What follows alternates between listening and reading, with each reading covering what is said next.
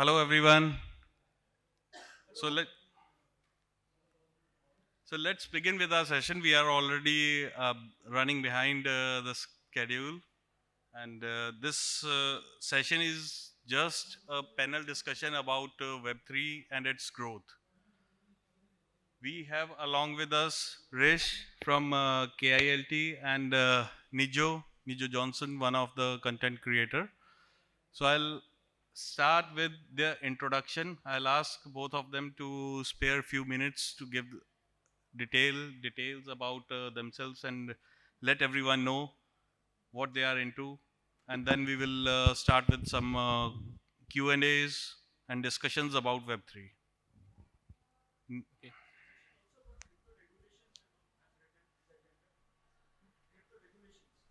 For crypto regulations, it was the previous session. If you attended of Varun Sethi.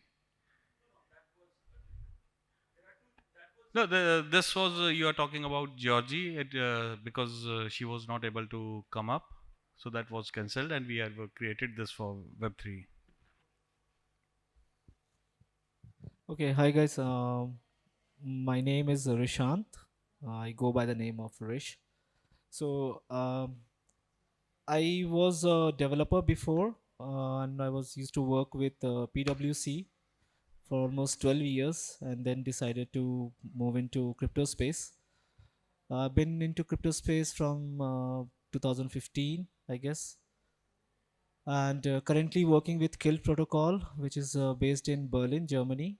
And we are a decentralized identity protocol. We provide identity layer for metaverses, dApps, enterprises, and so on.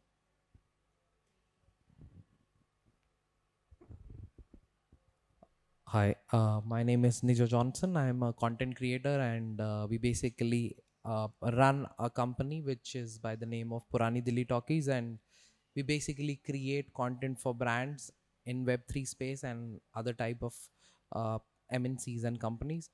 And what we are trying to build here is something like a content which can be commodified in Web3, and that can become a solution for the future for many things. So we are working on a protocol. Thank you. So to begin with our session, I would like to know your views about, in Web3, it is said that community is important. So what are your views, Nijo and Rish, that why community is so important for Web3? See, I would say the community engagement is the first and foremost thing which you have to focus on when you come up with a project or a protocol in Web3 space, because uh, until unless you have the support from the people out there, because it's in a decentralized manner, and there are certain foundations, and you can't go ahead with you can't do the advertisements as such as compared to the normal companies what they do. So your outreach actually starts from the very community level, and that engagement gives you more marketing if you are if you're asking the question in terms of marketing perspective. And stronger community obviously holds your token value. And I have seen people doing a lot of in-depth research when it comes to the about the project, and sometimes we have got amazing ideas from the community itself to explore more in that aspect. So that way, yes, community is the key factor when it comes to the crypto projects. Okay, and what about Nijo, your views on it? See, frankly speaking, I'll speak more from the organic way of how businesses are happening, and every business is all about building a stronger community. So if you say people are using iPhone, so it's a community of people who wants to use iPhone, and that's how it has been.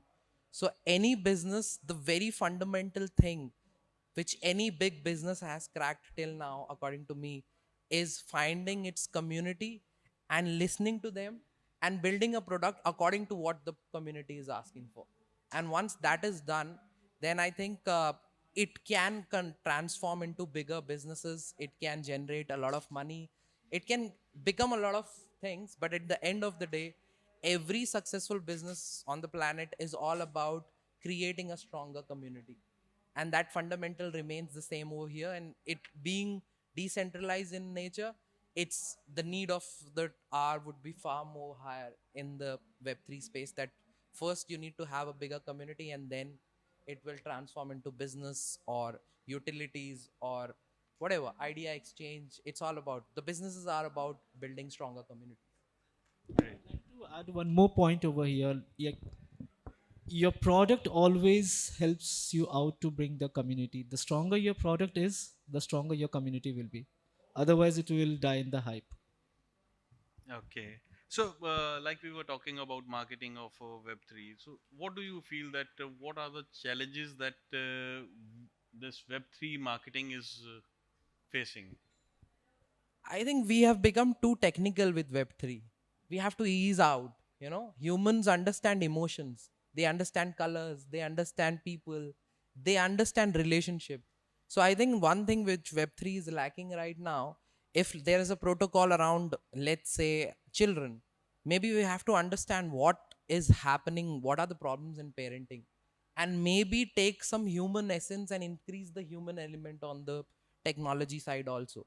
For example, uh, Facebook was started by just one single feature, that in my college, which girl is committed and which girl is not committed, and that's it. And that's why people join Facebook, you know. So that was the hook which made people join Facebook. You talk about they being video platform, they building multiple communities, they doing this, that, blah blah blah. But end of the day, it was all about a simple fact that I want to know the girl in my class or in my college, is she committed or she's not committed, and that's it. That was the hook. So similarly, uh, in Web3, we're talking too much technology from marketing perspective also.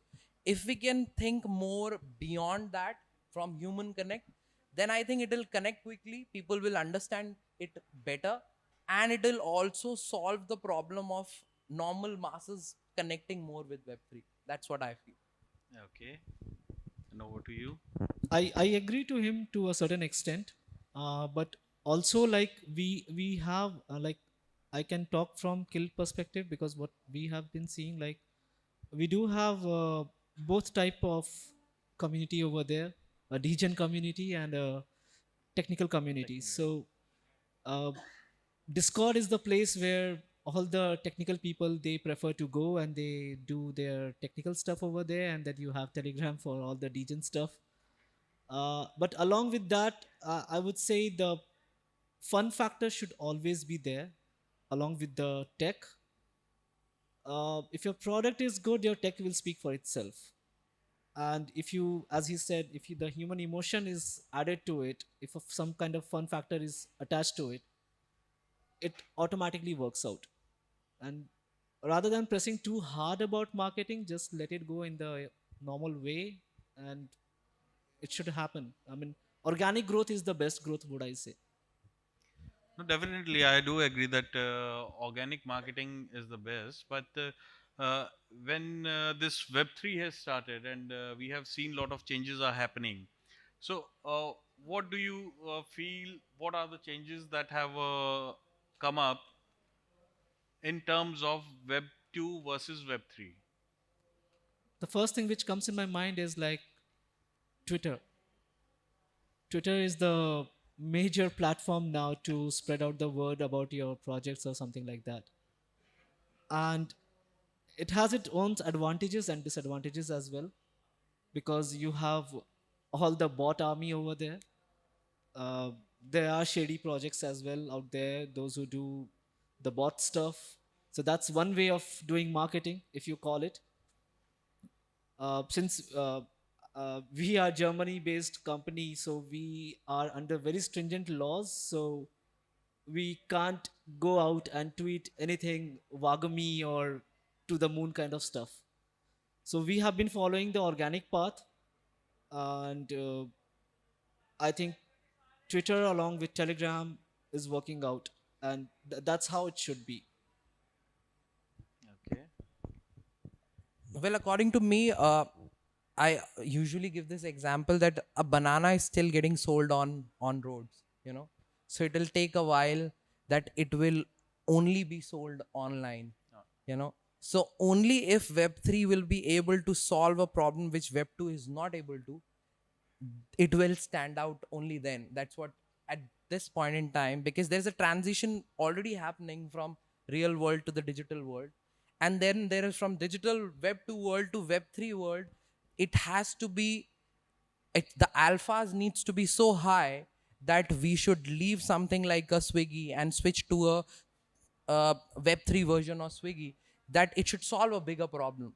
So every person who is here who will be building certain things on Web3, I think somehow have to figure out why it is not better on Web2 and how it's gonna make it more convenient.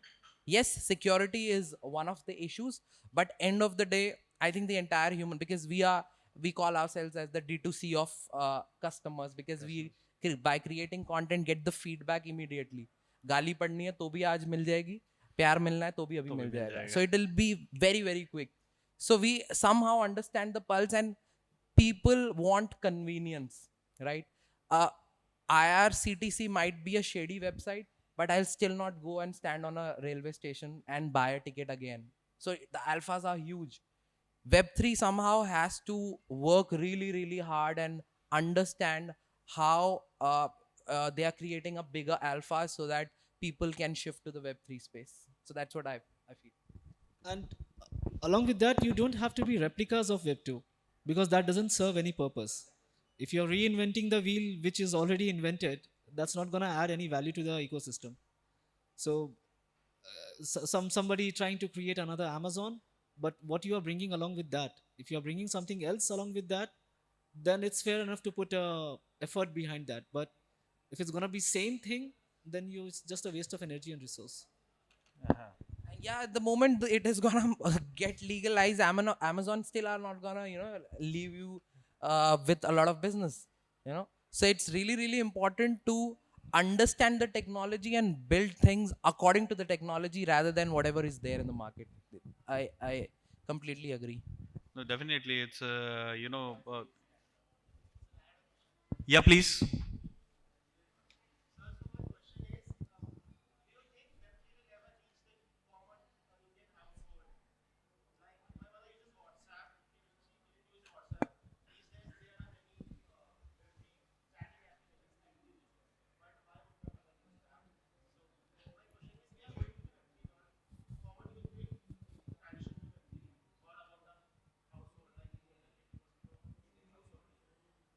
So how many years did it take for WhatsApp to reach this level? So we are way too early in the space actually. And what I feel, the terminology Web3 over here is gonna die very soon. There will be another terminology next year, or probably in another 2 years. No, definitely, it's So like it's technology always grows. yes. So it's not about Web3. It will always be about the blockchain. So I see it that way. And answer to your question, I do feel sometime down in the line, like there will be some solution out there, because you are comparing with a product which is there from past 10 to 12 years, and it took 10 to 12 years for them to reach this stage and get this exposure. So of course we can only wait and see what will happen. And I frankly speaking, I think the entire process of being digital has been fast forwarded because of the COVID. So if you go out and find a rickshaw, you can easily pay him through a Paytm or any other app. Now imagine you asking the same questions 5 year back, and you are asking that can a rickshaw guy would be equipped enough to understand how Paytm will function. So the answer will be simple. It all depends on what are the trigger points we are going to have as a civilization. And if it is supporting this technology, then it will skyrocket like anything. Like people right now are saying that recession is down the corner. Maybe that can be the trigger which can support blockchain in a big way, maybe. So, what do you think that, like we were discussing about COVID, Web3? So, do you think that Web3 has launched because of COVID? I would be blunt over here. It's a marketing gimmick. I would be very blunt. So, see, it has always been about the blockchain, even for the projects, and we as a project killed. We try to stay away from this terminology of Web3 as such, because every year something or other thing will come. It was DeFi before, now it's Web3, and tomorrow it will be Web5 probably. So uh, I don't know. Seriously, I don't know. See, I think it's more dependent on the kind of bull runs we are gonna have every after 4 year, 5 year, because that's the emotion with which people understand what is this. There's a huge as masses people understand cryptocurrencies because of bitcoins and shibas and ethereums and all these names which they are aware of now. So when there is a pump and dump, I think at that point in time people will especially during the pump, it's gonna create a lot of ruckus. And I think whether it's COVID or not, maybe in next 2 3 years when there's another bull market, again you'll see the kind of enthusiasm. All of the sudden a lot of people will raise funding, a lot of companies will form, and a lot of things will happen. So I think the bull cycle somehow plays that role. And yeah, COVID somehow has aggravated the entire process to an extent, but I don't think that will be the only reason. I mean, to an extent, not to an extent, it was very visible that the market started pumping artificially because everything else was collapsing and people had to hedge their money somewhere else. So it started with the conventional market from the stock markets and all, and then later on proceeded to the cryptocurrency market, and DeFi did its magic in that, and then probably it's my personal belief that next bull run will be around identities, because not because I'm from I'm from identity based project. Why? Because we have been seeing a lot of scams happening right now, and SEC going behind everyone, and regulations are gonna kick in very hard in the coming years. And when the regulations will come, identities will play a huge role over there. So that's my point of view. Okay. Anyone, if anyone wants to have a question, please raise your hands in between also. We will take up those questions. But meanwhile, till the time we have any questions from audience, uh, I heard that there are few platforms coming up, on Web3. And how do you feel that this media is impacted by Web3? It may be in pros or cons. What are your views on impact of media for Web3? See, the the basic thing regarding decentralized nature is like to empower the community, and everyone gets the piece of cake. So if someone is creating a media platform in a Web3 manner or in a decentralized manner, and the community is getting empowered because of that, or they are getting some kind of rewards or profit sharing in that, of course it's going to work out compared to normal media houses where a single set of board members earn the money. So that is one aspect of looking at it. But as I said, uh, if you're not doing that way and you still call yourself as decentralized and you're still centralized, and just for the sake of calling yourselves decentralized, but all the nodes are under your control, then they are just there for money grab. Okay. And I think you've asked if media has played an important role. impact on what is the The impact growth of of, yeah, media has to be the main or front runner for the development, as well as making web3 or anything related to this domain reach out to normal people, because all of the sudden people will not get any inquisitiveness and start searching about it.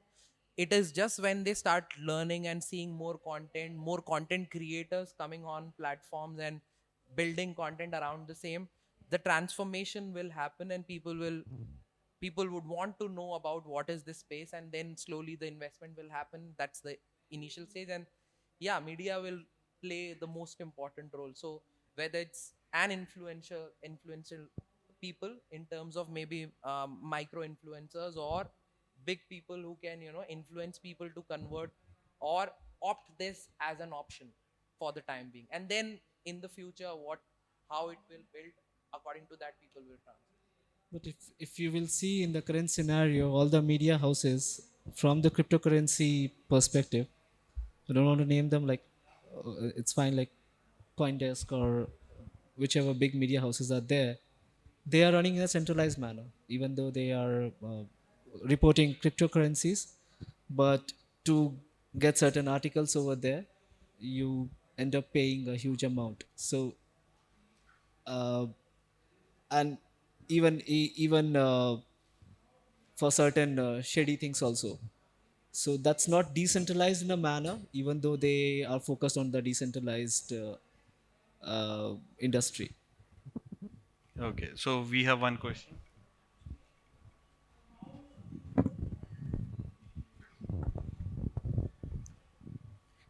Good evening, everyone.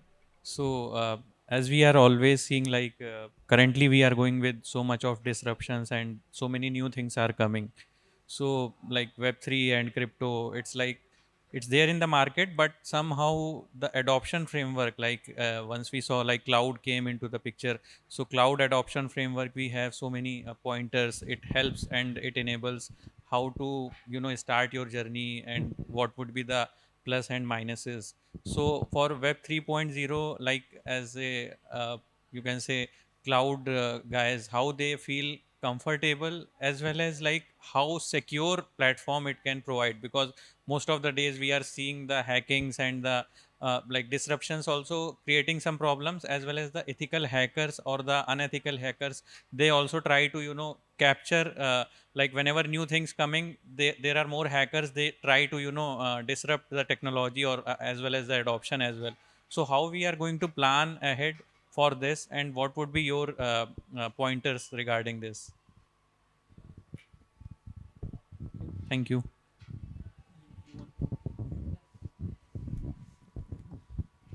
You have your money in banks, you have your money in banks, right? But a lot of scams are happening every day, and these are not small scams, huge scams, and we are the ones ending up paying taxes for that. So scams is a process of a community which will keep on happening. It's never gonna go away from any technology, whether it's digital technology, whether it's real. People can scam you on roads.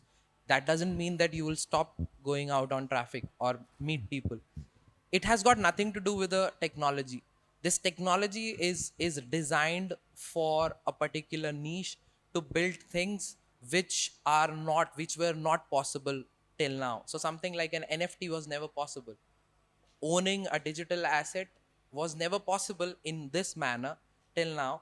And because this technology can solve that problem, that's why NFT has become $1 billion market.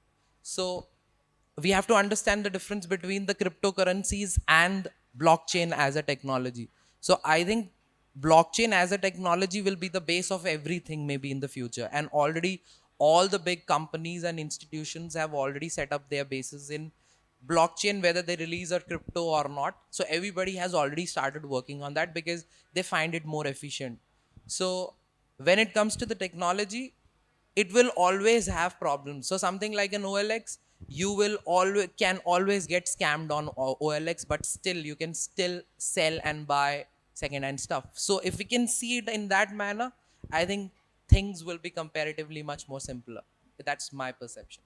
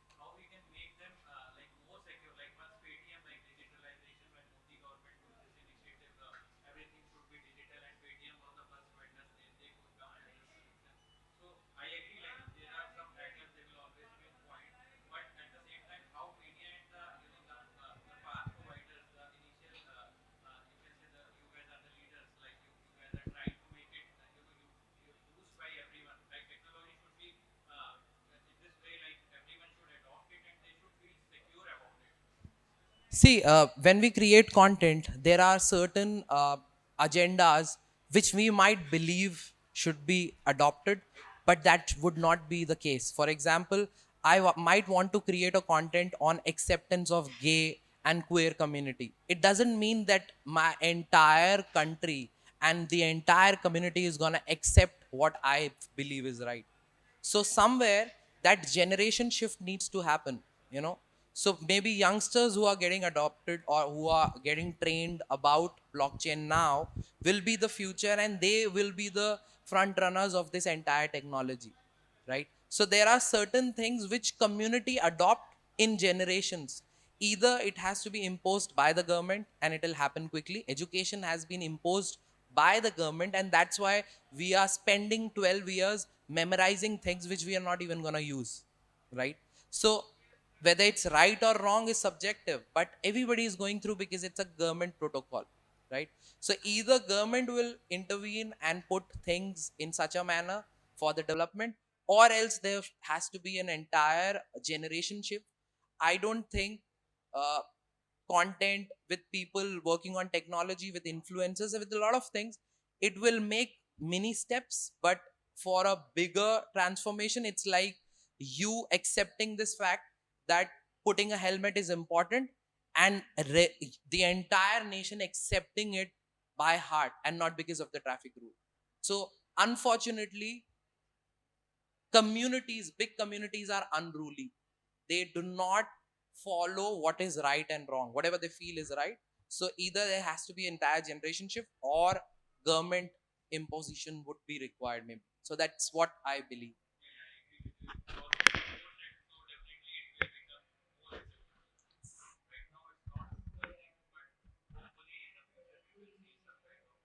So, quick one thing. Do you believe in this? Do you believe in blockchain and crypto?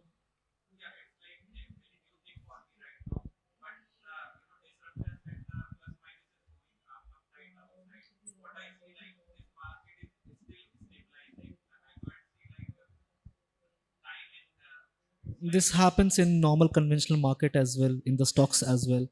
It has happened with the banks as well, the PMC bank which went. So it happens in the normal world as well. And I would not expect my mom or dad to suddenly jump on the blockchain, and I would not even force them to jump over there. It's a steep learning curve, and of course it will take its own due course of time. So Yeah, but you're talking about the market. But there is a technology which is blockchain, which is pretty much stable. blockchain as in technology is different. It is adoptable. Almost all of the No, you are companies. talking about the adaptability of this blockchain. You tell me, are you using Covin? Covin app. Why? What is this Covin based out of?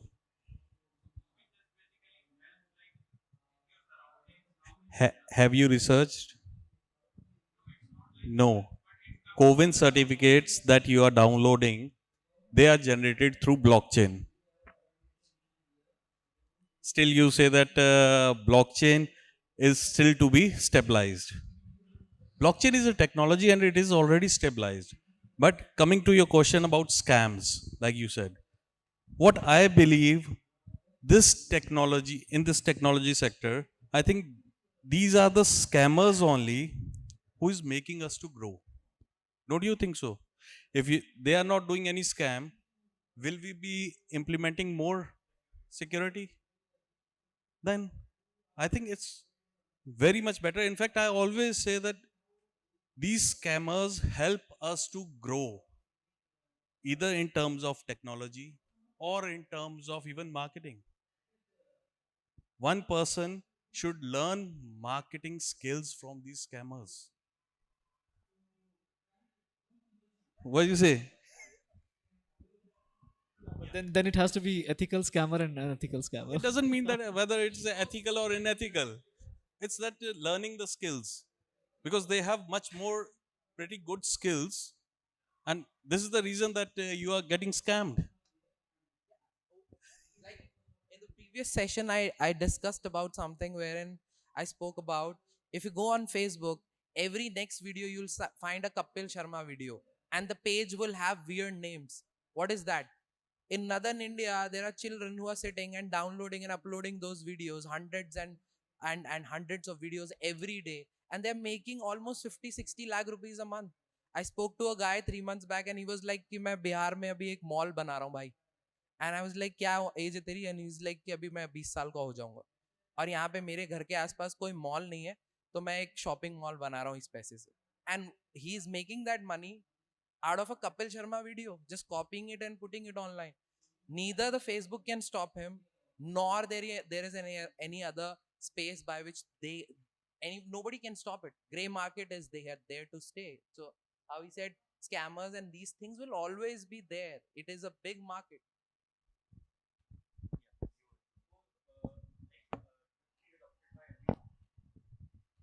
Suppose in the near future Web3 is adopted by everyone and everything becomes decentralized, then like one plus point will be there will be no censorship by the governments across the globe. But don't you think in that way hate speech or radicalization may be on the rise because there will be no one to stop them? Like currently in Twitter, we can ban accounts, but it will not be possible.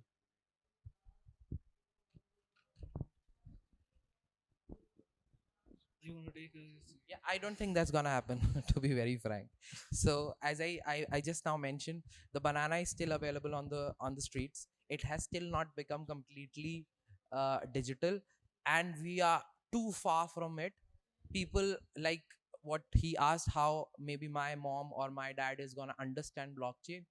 We don't even understand normal digital products like a WhatsApp right now. People are still aware, but we are still too far from it. And a complete transformation to a Web3 is something which I don't think is as of now possible. So I don't believe that is possible. So the base of the question, I don't believe that's possible. So it always be a midway wherein there will be a balance. And come on, let's say, what is this entire industry based on? Fiat currency. So there is no cryptocurrency if there is no fiat currency. Somehow the pump to this entire space is fiat. So that is centralized. So until and unless this economy become a completely independent thing, this is a very distant dream. That's what I feel. And moreover, we don't need to make the entire world decentralized. That's one way of doing it. And secondly, even if you do that in decentralized world, the decision making regarding how you told that you can't ban the accounts on Twitter, in decentralized world it's called things done by governance. So that's how you will take decisions, what you have to do, what you don't have to do.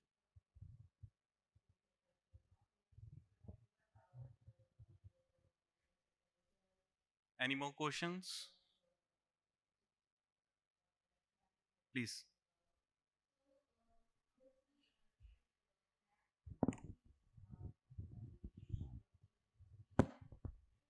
Hi, my name is Shankar. Uh, Need of an hour. I lead the global marketing in the partnership for Trade Shields. We are a security audit company, and I've recently transitioned from Web 2 to Web 3 into the marketing domain. Just want to know the thoughts of, you guys as well, from the content as well as the marketing point of view. Now, security being a niche category, and what I have figured it out that people are pretty much anonymous towards when we reach out to them just to sell it. If I even remove the marketing, if there is any tips or tricks so to mention, or if there is any, just want to know about the thoughts that what could be the you know uh, few key steps that I probably can take to actually market my product or the company into such anonymous or the niche category, which is security. So, I quite frankly don't understand whom do you want to reach, by the way. right, good question. Auditors, developers, uh, tier 3 coins, of course, tier 1, tier 2 as well. So the one Exchanges, exchanges is not tier one, dApps, dApps. dApps.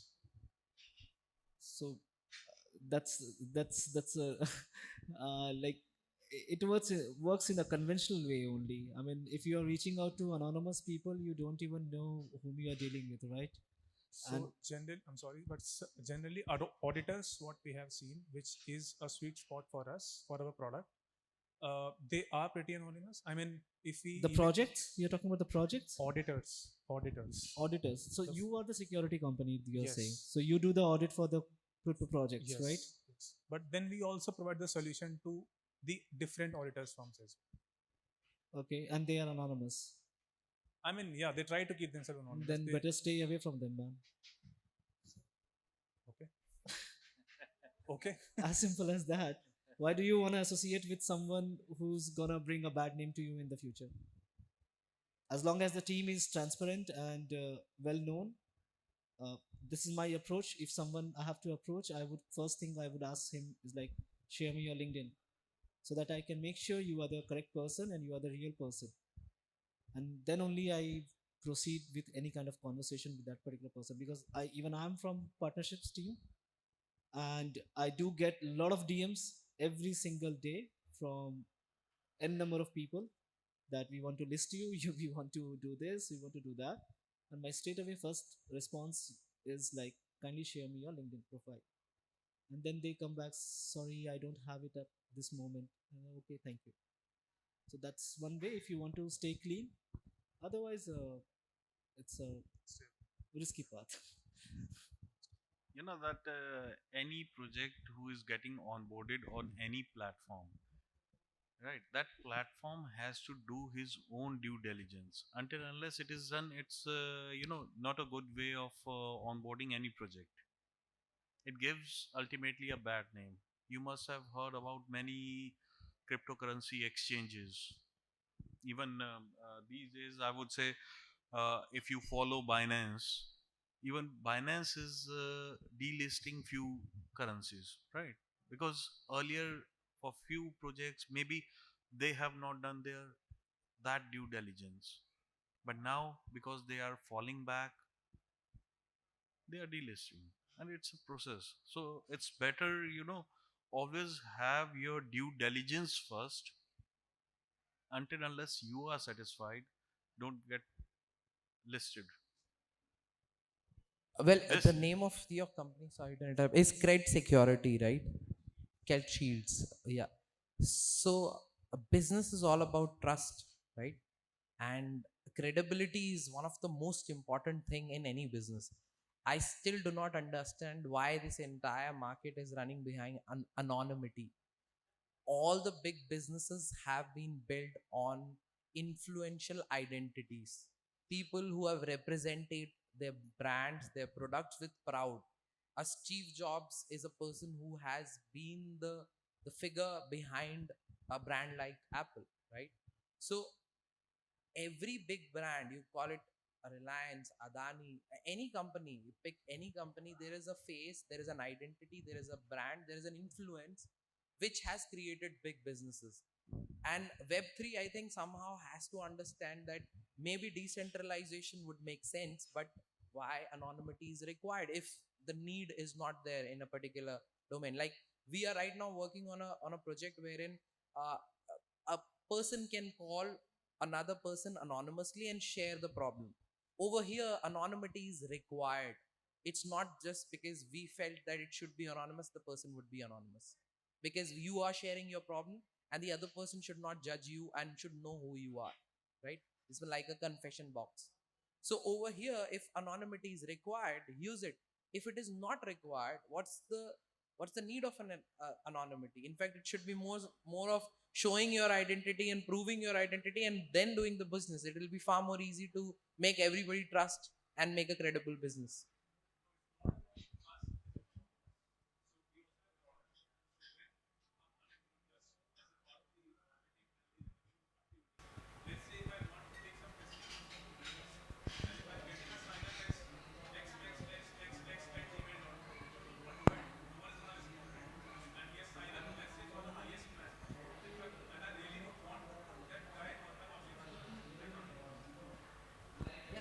That's the issue of the industry somehow. That's what I'm saying. It's not your problem, but that's the issue of the industry which needs to solve, and it will solve because end of the day everybody has to do business, and business is equal to trust, and trust is equal to identities.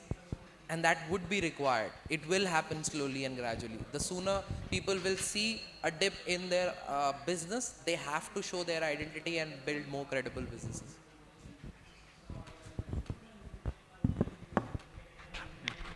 Any other questions? Yes, please.